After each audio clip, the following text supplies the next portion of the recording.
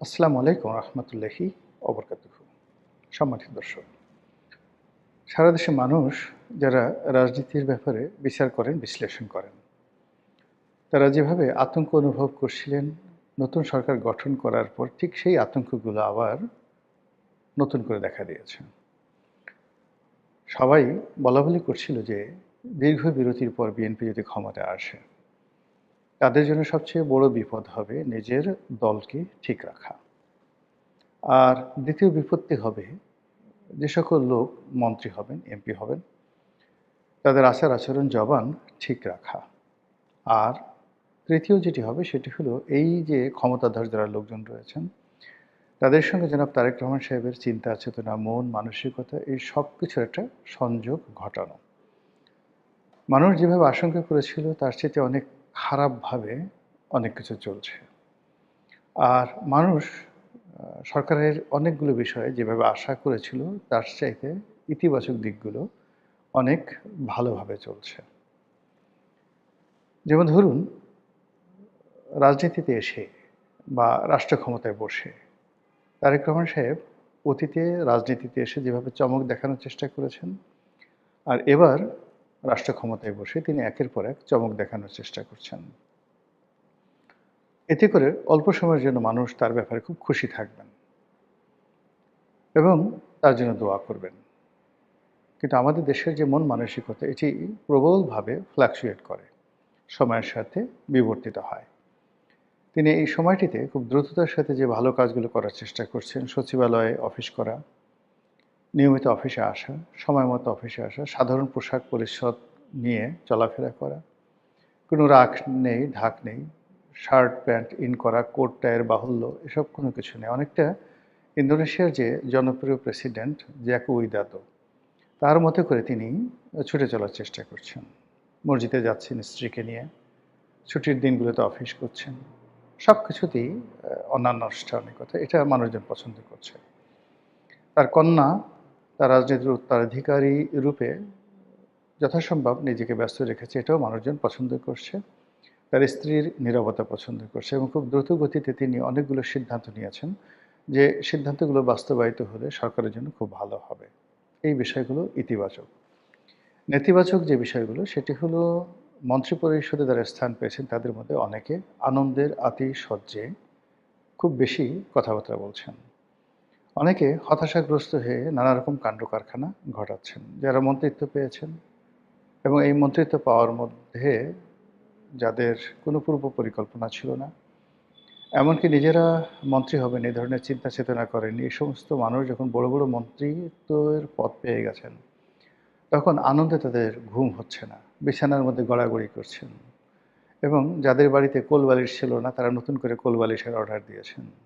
যাদের একটা কোলবালিশ ছিল, তারা বলছে যে একটা কোলবালিশে হবে না, এখন আমার দুটো কোলবালিশ লাগবে। এরকম অবস্থা। যাদের বাসায় বাথটাব আছে গোসল করার জন্য, তারা চিত হয়ে সারাক্ষণ গরম পানিতে বাথটাবের মধ্যে শুয়ে আছেন। এরকম একটা ভাবসাব, না জানি কি হয়ে গেছি, এরকম একটা অবস্থা। অন্যদিকে যারা মন্ত্রিত্ব পাওয়ার জন্য শতভাগ নিশ্চিত ছিলেন কিন্তু মন্ত্রিত্ব পাননি, তারা বড় বড় নিঃশ্বাস নিচ্ছেন। যাদের ধূমপানের অভ্যাস আছে, প্যাকেটের প্যাকেট সিগারেট তারা খেয়ে ফেলছেন। যাদের মদ্যপানের অভ্যাস আছে, পেট ভরে ভাত না খেয়ে তারা শুধু মদ খেয়ে যাচ্ছেন। যাদের একটু জুয়া ঠুয়া খেলার অভ্যাস আছে, তারা এখন বন্ধুবান্ধবকে ডেকে জুয়া খেলে সর্বনাশের পথে পা বাড়াচ্ছেন। এরকম একটা বিবর্তন চলছে, যাকে বলা হয় সরকারি দলের কর্তা ব্যক্তিদের মধ্যে। এবং এরই মধ্যে কিছু বেসামাল কথাবার্তা মানুষের মধ্যে যথেষ্ট বিতর্কের তৈরি করেছে।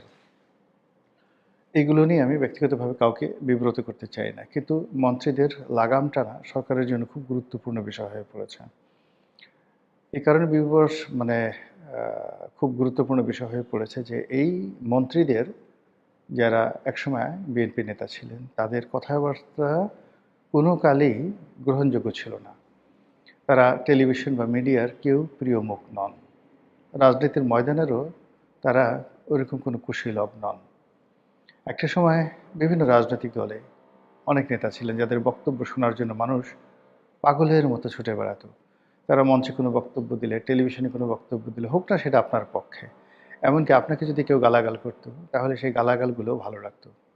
আপনারা যারা মিজানুর রহমান চৌধুরী সাহেবের বক্তব্য শুনেছেন, প্রয়াত প্রধানমন্ত্রী মিজানুর রহমান চৌধুরী, প্রয়াত মেয়র মোহাম্মদ হানিফ সাহেবের বক্তব্য যারা শুনেছেন, তারপর কে এম ওবায়দুর রহমান সাহেব, তারপর কে এম ওবায়দুর রহমান সাহেবের পরে একটা সময় ঢাকা বিশ্ববিদ্যালয়ে আসাদুজ্জামান রিপন, তার বক্তব্য অসাধারণ সুন্দর বক্তব্য ছিল। এরকম অনেকের নাম আমি বলতে পারবো। বিশেষ করে শাহ মোয়াজ্জেম সাহেবের বক্তব্য, শাহ মোয়াজ্জেম হোসেন অসাধারণ বক্তব্য দিতে পারতেন। ডক্টর বি চৌধুরী, বদরুদ্দোজা চৌধুরী, মন্ত্রমুগ্ধের মতো মানুষ তার বক্তব্য শুনতো। তো এই বক্তব্য আপনার পক্ষে বললেও না বিপক্ষে বললেও ডাজ নট ম্যাটার। তারা বক্তব্য দিয়েছে, এটা শোনার জন্য মানুষ উদ্গ্রীব হতো। বদরুদ্দোজা চৌধুরীর বক্তব্য শোনার জন্য আওয়ামী লীগের লোক, ছাত্রলীগের লোক সেখানে ভিড় করত গভীর রাত্রি পর্যন্ত। আমি নিজেও তার সেই বক্তব্য বহুবার শুনেছি এবং এখনও পর্যন্ত স্মৃতিপটে সেই বক্তব্যগুলো রয়ে গেছে। দুর্ভাগ্যজনক হলেও সত্যি যে এই মুহূর্তে বিএনপির মধ্যে এমন কেউ নেই যার বাগ্মিতা রয়েছে এবং যার বক্তব্যের মধ্যে ওইরকম আকর্ষণীয়তা রয়েছে, কারণে হোক অকারণে হোক, বিনা প্রয়োজনে হোক, যেভাবে হোক একজন বিএনপি নেতা বক্তব্য দিচ্ছেন আর মানুষ হুমড়ি খেয়ে তার বক্তব্য শুনছেন, এরকম কোনো লোক বিএনপিতে নেই। বিএনপিতে কোনো লেখক নেই যার লেখা মানুষ পড়ে, কোনো কবি নেই যার কবিতা পড়তে পারে। একটা সময় বিএনপির পক্ষে কলম ধরতেন সেই জায়জাদিনের শফিক রহমান, জায়জাদিনের শফিক রহমানের পরে সিরাজুর রহমান, সম্ভবত শফিক রহমান সাহেবের বড় ভাই সিরাজুর রহমান। এরপরে রয়টার্সে চাকরি করতেন আতিকুল ইসলাম সাহেব, আতিকুল হক সম্ভবত, অসাধারণ লেখা লিখতেন। তাদের সঙ্গে পাল্লা দিয়ে লিখতেন আবেদ খান, এ বি এম মোছা, আব্দুল গাফফার চৌধুরী, এবং পত্রিকার পাতায় মানুষ পাগলের মতো সেই তাদের সেই লেখাগুলো পড়ার জন্য মানে অপেক্ষা করতেন, একবার দুইবার তিনবার। এখন সেই লেখক বিএনপির পক্ষে কলম ধরার মতো অনেক লোক আছে, সেই কলম দিয়ে সব অকথ্য বের হবে। অবশ্য মারুফ কামাল খান আছেন, একসময় বিএনপির যে প্রেস সচিব ছিলেন সম্ভবত বেগম খালেদা জিয়ার, তো তার লেখার হাত ভালো। তো তিনি আর আগের মতো লিখছেন না, এর বাইরে ওইরকমভাবে শফিক রহমান সাহেব বয়স হয়ে গেছেন, তিনি এখন বিএনপির সাথে সম্পৃক্তও নন। তো কাজেই বিএনপিতে আকর্ষণ সৃষ্টি করার মতো মানুষ বক্তব্য দিয়ে বা লিখে মানুষকে মন্ত্রমুগ্ধের মতো টেনে আনার মতো মানুষ নেই। এর ফলে কী হলো, এখন যারা আছেন তারা যে বক্তব্যগুলো দিচ্ছেন এটা অনেকের মনে বিরক্তির সৃষ্টি করছে, বিএনপি সম্পর্কে বিরূপ ধারণা পোষণ করছে। আর যে সমস্ত মানুষ কথাবার্তা বলছেন তারা প্রায় বেহুশের মতো কথাবার্তা বলছেন, হুশ অবস্থায় কথাগুলো বলছেন না। সরকার প্রধানের উচিত তার যারা মন্ত্রী রয়েছেন তাদের বক্তব্যে লাগাম দেওয়া।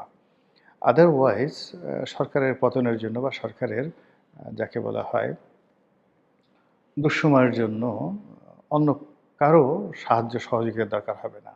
এই মন্ত্রীদের বছর মুবারক যথেষ্ট হয়ে যাবে। এটা গেল এক। দ্বিতীয়ত হলো যে চাঁদাবাজি গত 17 মাস যাবৎ চলছে। তখন বিএনপির অনেক ছিল যে ক্ষমতা তো আমাদের হাতে নেই, আমরা দল থেকে বড়জোর বহিষ্কার করতে পারি। আর যেটা সরকারের উচিত, মানে ইউনিট সরকারের উচিত হলো চাঁদাবাজদের বিরুদ্ধে ব্যবস্থা নেওয়া। এবং সরকারের এখন যারা কর্তা ব্যক্তি, তখন গত 17 মাস আগে তারা যে পজিশনে ছিলেন সেখান থেকে তারা বারবার চাঁদাবাজদের বিরুদ্ধে ব্যবস্থা নেওয়ার কথা বলেছেন এবং নিজের দলের যারা চাঁদাবাজ তাদের বিরুদ্ধে ব্যবস্থা নেওয়ার জন্য সরকারকে আহ্বান জানানোর পাশাপাশি তারা এই কথাও বলেছেন যে চাঁদাবাজদের কোনো কর্মকাণ্ডের সঙ্গে বিএনপি দলগতভাবে জড়িত নয়, তারা চাঁদাবাজিকে সমর্থন করেন না, চাঁদাবাজ যেই হোক তাদের শাস্তি চান এবং চাঁদাবাজদের দায় দায়িত্ব তারা নেবেন না। কিন্তু এখন তো বিএনপি ক্ষমতায়, এখন চাঁদাবাজ জামাতের লোক করুক, আওয়ামী লীগের লোক করুক, বিএনপির লোক করুক, ডাজ নট ম্যাটার, চাঁদাবাজি হচ্ছে। চাঁদাবাজির সঙ্গে পাল্লা দিয়ে ছিনতাই হচ্ছে, তার সঙ্গে সঙ্গে গ্যাং একটা সিন্ডিকেট করে যে সকল কর্মকাণ্ড হচ্ছে এই দেশের বিভিন্ন প্রান্তরে গত এক সপ্তাহে, তাতে করে মানুষের জীবন দুর্বিষহ হয়ে পড়েছে। পুলিশ কিছুটা ঘুরে দাঁড়ানোর চেষ্টা করছে, কিন্তু সেই ব্যাপারে যদি সরকার খুব সচেষ্ট না হয় তাহলে পুলিশের যে শক্তিমত্তা এটা থাকবে না। ইতিমধ্যে আমরা যে বিষয়গুলো দেখেছি সেটা হলো বিভিন্ন শিক্ষা প্রতিষ্ঠানে যেখানে এতদিন এনসিপির আধিপত্য ছিল, এতদিন জামাতের আধিপত্য ছিল, শিবিরের আধিপত্য ছিল, সেই আধিপত্য ভেঙে চুরে চুরমার হয়ে গেছে তারেক রহমান সাহেব প্রধানমন্ত্রী হওয়ার সঙ্গে সঙ্গে। এবং সেই আধিপত্যের দাপট এতটা বেশি যে ঢাকা বিশ্ববিদ্যালয়ের ভাইস চ্যান্সেলর তিনি পাগল হয়ে গেছেন পদত্যাগ করার জন্য। তিনি বিধি মোতাবেক রাষ্ট্রপতির দরবারে গিয়েছেন পদত্যাগপত্র পেশ করার জন্য। তারপরে আবার সেখান থেকে ছুটে এসেছেন শিক্ষামন্ত্রীর কাছে যেন তার পদত্যাগটি দ্রুত হয়। তিনি বিশ্ববিদ্যালয় ক্যাম্পাস খুব তাড়াতাড়ি ছাড়তে চাচ্ছেন। এই কারণ হলো আমরা প্যাঁচা বলি, অলক্ষী বলি কিংবা শনির দশা বলি। এই জিনিসগুলো যে তার দিকে খুব ধেয়ে আসছে, এই ভদ্রলোক তার সিভি তার যে ব্যক্তিগত তথ্য এগুলো নাকি ৩৭ পৃষ্ঠা, যে তিনি কোথায় কি শিক্ষকতা করেছেন, কোথায় কি ডিগ্রি নিয়েছেন, তার এত যোগ্যতা, সেই যোগ্যতা এখন তার জন্য লায়াবিলিটিস হয়ে গেছে। অথচ যেদিন তাকে সিলেক্ট করা হয় সেদিন আমি প্রথম ব্যক্তি, একেবারে প্রথম ব্যক্তি যিনি ফেসবুকে স্ট্যাটাস দিয়ে তার জয়েন করার আগে তার নামটা শোনার সঙ্গে সঙ্গে বলেছিলাম যে এটা একটা ভুল সিদ্ধান্ত হলো। এই ভদ্রলোকের জীবন তছনছ হয়ে যাবে, তিনি কিচ্ছু করতে পারবেন না। কারণ অনেকে ভুল বুঝেছেন। এ কারণ হলো এই ভদ্রলোক নির্ঘাত জামাতের লোক ছিলেন। জামাতে আমার যারা শুভার্থী ছিলেন তারা চিন্তা করলেন যে মিস্টার রনি এতকাল আমাদেরকে বিভিন্ন গুপ্তভাবে আমাদেরকে নৈতিক সমর্থন জুগিয়েছে, আমাদের পক্ষে মাঝে মধ্যে কথাবার্তা বলেছে। এখন এই পট পরিবর্তনের পরে হঠাৎ এমন কি হলো যে এখন ডাকসুতে ঢাকা বিশ্ববিদ্যালয়ের যে ভাইস চ্যান্সেলর রূপে জামাতপন্থী একজন লোক আমরা নিয়োগ দিতে পেরেছি, তার বিরুদ্ধে কথা বলল। তো তারা বুঝতে পারেননি আমি যে কথাটি বলেছিলাম যে এখানে যারাই টিকে থাকে বা যারা আছে তাদের পিছনে একটা শক্তিশালী রাজনৈতিক পক্ষ থাকে এবং সেই রাজনীতির ধারাবাহিকতা থাকে। বিশেষ করে ৯১ সাল থেকে আমাদের বিশ্ববিদ্যালয়গুলো এবং সেখানকার ভাইস চ্যান্সেলর পদগুলোর সঙ্গে রাজনীতির যে সম্পৃক্ততা জঘন্য পর্যায়ে পৌঁছে গেছে এবং ক্ষেত্র বিশেষে নোংরামি, এত নোংরামির পর্যায়ে পৌঁছে গেছে যে ওখানে কোনো ভদ্রলোক আসলে সহজে যেতে চায় না। কিন্তু এরশাদ জামানাতে আমরা যত কথাই বলি না কেন, সেখানে এতটা রাজনীতিকরণ ছিল না। বিশ্ববিদ্যালয়ের শিক্ষকদের রাজনীতি ছিল, কিন্তু প্রক্টর, তারপরে বিভিন্ন অনুষদের ডিন এবং ভাইস চ্যান্সেলর যে পদগুলো, এগুলোর একটা সম্মান ছিল, মর্যাদা ছিল। স্বয়ং প্রেসিডেন্টও বিশ্ববিদ্যালয়ের ভাইস চ্যান্সেলরের সঙ্গে কথা বলতে ১০০ বার চিন্তা করতেন, কিন্তু এখন সেটি নেই। এখন ঢাকা বিশ্ববিদ্যালয়ে কেন, যে কোনো বিশ্ববিদ্যালয়ের ভাইস চ্যান্সেলর যে কোনো ছাত্র দ্বারা লাঞ্ছিত হতে পারেন। গত ১৭ মাসে সেই সংস্কৃতি প্রতিষ্ঠিত হয়েছে। ফলে এই যে ভদ্রলোক, দেখে শুনে মনে হয় নম্র, ভদ্র, একেবারে নেহায়েত একজন একাডেমিশিয়ান, যার জীবনই ব্যয় করেছেন তিনি শুধুমাত্র ছাত্রদের পিছনে, শিক্ষা প্রতিষ্ঠানের পিছনে।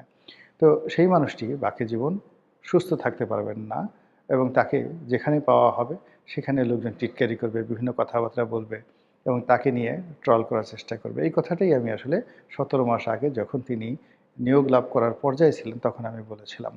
তো এনিওয়ে এভাবে আরও অনেকগুলো কথা আমি বলেছিলাম ওই সময়টিতে, যে এই দিন নয়, আরও দিন আছে। অন দ্য লং রানে বাংলাদেশের দুটো যে রাজনৈতিক দল, বিএনপি এবং আওয়ামী লীগ, এই দুটো রাজনৈতিক দলের যে বেজ, এই বেজটি আসলে এখন জামাত বলতে পারে যে আমরা অনেকগুলো সিট পেয়েছি, কিন্তু এই বেজটি জামাতের যারা নেতৃবৃন্দ রয়েছেন তার সাথে অনেক বড় বড় মানুষ বিভিন্নভাবে চেষ্টা করেছেন যে বাংলাদেশের মূল ফান্ডামেন্টাল যে রাজনীতি, সেই রাজনীতির বাইরে